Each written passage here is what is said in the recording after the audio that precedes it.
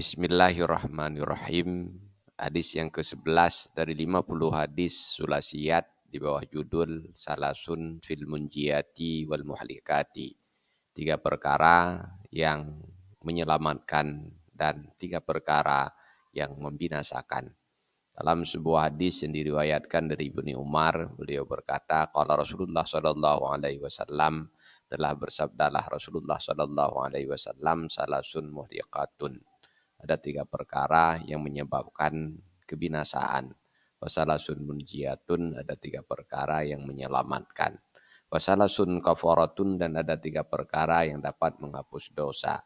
Wasalasun darajatun, dan ada 3 perkara yang bisa meninggikan derajat.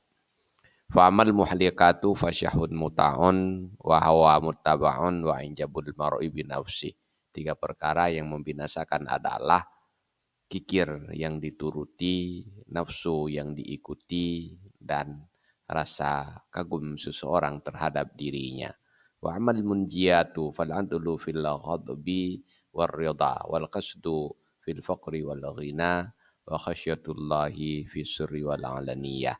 3 perkara yang bisa menyelamatkan adalah tetap adil dalam keadaan marah dan ridha, tetap sederhana ketika fakir dan kaya, dan takut kepada Allah baik dalam keadaan sir maupun terang-terangan.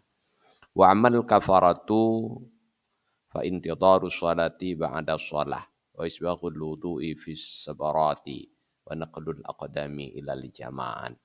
3 perkara yang dapat menghapus dosa adalah menunggu sholat, setelah sholat menyempurnakan wudhu dalam keadaan sangat dingin, dan melangkahkan kaki ke tempat sholat berjamaah. Wa amad darajatu fa it'amut ta'ami wa ifsya'us salami wa salatu bil laili wan nasu niyam.